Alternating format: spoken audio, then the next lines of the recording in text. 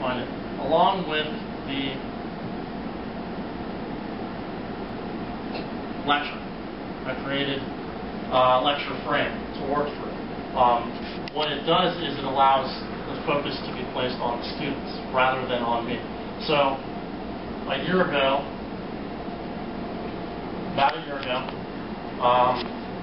I probably would have considered myself a steadfast follower of the sage on the stage approach, okay?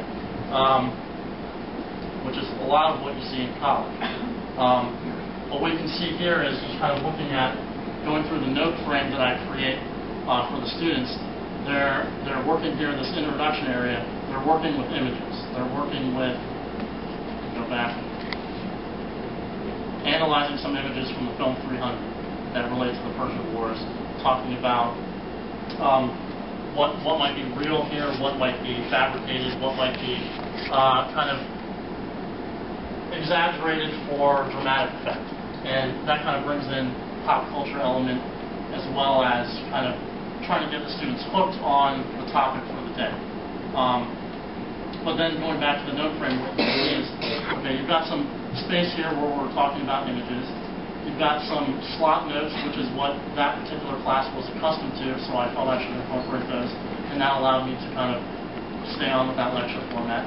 But then what you're seeing here is kind of me prepping the students before watching a short video clip.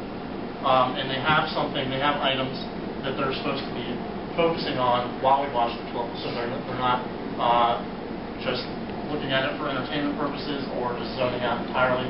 They've got a kind of guided structure of what it is they're supposed to be doing within the activity. Again, some more slot notes, video clips again, and then some more graphic organizer type things.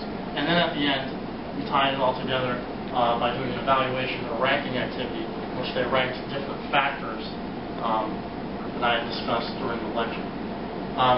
So what I really feel that just kind of illustrates is that while, yes, I still have a pretty strong inclination to go with my strong point, which is the lecture format on topics that I'm very interested in, what I've realized and how I've grown in this program is that a lot of students are not like me. They don't like sitting there listening to a lecture, and I've seen them fall asleep in my class last year in the history department.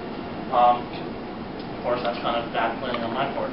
But what this shows is that lecture in and of itself is not bad if you provide mechanisms for students to remain engaged and to kind of focus their learning on what is important, what your objectives are, and always trying to remember that the student should be at the center of the instruction.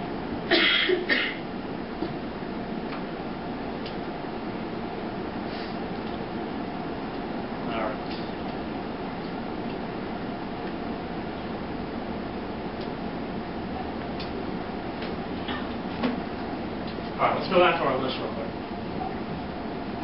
All right, so we've got a list here, several different types of social studies classes. What do we notice about the list on the left and the list on the right? Anything at all? They're very similar. Repetition, right? Okay. This is what I have noticed working in a 7th grade classroom. Going in, I was terrified of working in middle school. Still a little terrified.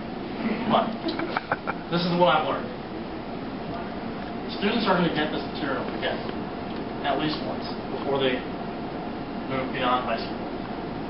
In the middle school setting, I realized that coming from teaching a college course to teaching 12-year-olds, I had to tone back dramatically what I wanted to talk about, how I wanted to talk about it, and what kind of depth and analysis I could get into. So what I've learned, middle school, seeing as how students are going to get these social studies classes again. Middle school is a time that you should be working on your skills. Okay, you're going to get the content again. The content's free. Not everyone's going to get every little twig on the SOL, you know, when they're a 12-year-old, 13, what have you. What you can do in the middle school is to work on skill sets, things like literacy. I devoted an entire page on my portfolio to literacy in the social studies classroom. And you've got the literacy video in there. I do. And I'll prove it. There it is. Who's that guy? Anyway. The perk of being one of the editors is you get to put yourself in strategic locations. Alright. Such as the beginning, and then you never see me again. Alright. Literacy. So working on these skills. Writing, reading, social studies skills. Okay, I wanted to really focus on literacy with my students because the first day that I started teaching full-time, I realized kids can't read as good as I hoped they would. They don't have the vocabulary that I hoped they would, the grammar.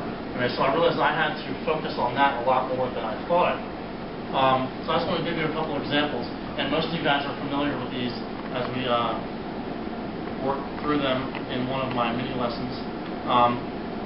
But we did a judicial review lesson where I created a word association frame that helped students build their own definition of the concept of judicial review.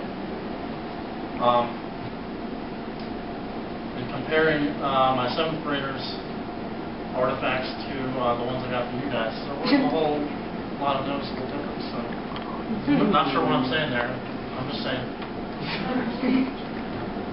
Alright, so we got a couple examples of those. Another one I did was, you guys also remember this one, hopefully you're awake.